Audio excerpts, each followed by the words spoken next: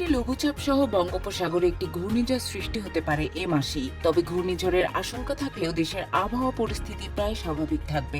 আবহাওয়া অধিদপ্তরের অক্টোবরের দীর্ঘমেয়াদী পূর্বাভাসে এ তথ্য উল্লেখ করা হয়েছে। পূর্বাভাসে বলা হয়েছে, চলতি মাসে 1 থেকে 3টি লঘুচাপ সৃষ্টি হতে পারে।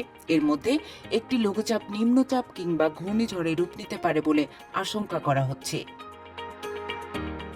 আবহাওয়াবিদ মোহাম্মদ আবুল কালাম মল্লিক গণমাধ্যমকে বলেন, অক্টোবরের প্রথম 15 দিন নিম্নচাপ বা ঘূর্ণিঝড় হওয়ার আশঙ্কা নেই, কারণ এ সময় মৌসুমী বায়ু থাকবে। দ্বিতীয় সপ্তাহের পর থেকে মৌসুমী বায়ু চলে যেতে শুরু করবে, তখন ঘূর্ণিঝড় হওয়ার একটা আশঙ্কা থাকে। বঙ্গোপসাগরে ঘূর্ণিঝড় হয় বছরের 2টি পর্যায়ে। প্রথম পর্যায়ে এপ্রিল-মে মাসে আর দ্বিতীয় পর্যায়ে অক্টোবর-নভেম্বরে।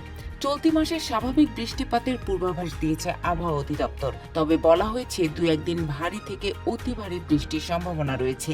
এতে দেশের উত্তরাঞ্চল ও উত্তর মধ্যাঞ্চলে স্বল্প মেয়াদে বন্যা হতে পারে।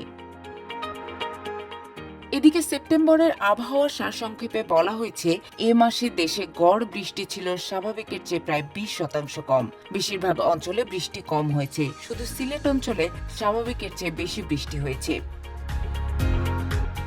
সেপ্টেম্বরে দেশের সর্বোচ্চ তাপমাত্রা রেকর্ড করা হয়েছে যশোরে 36.5 ডিগ্রি সেলসিয়াস। সর্বনিম্ন তাপমাত্রা ছিল তেঁতুলিয়ায় 22.4 ডিগ্রি সেলসিয়াস। তাপপ্রবাহ না থাকলেও ভাবসা গরম অনুভূত হয়েছে মাসের বেশিরভাগ সময়।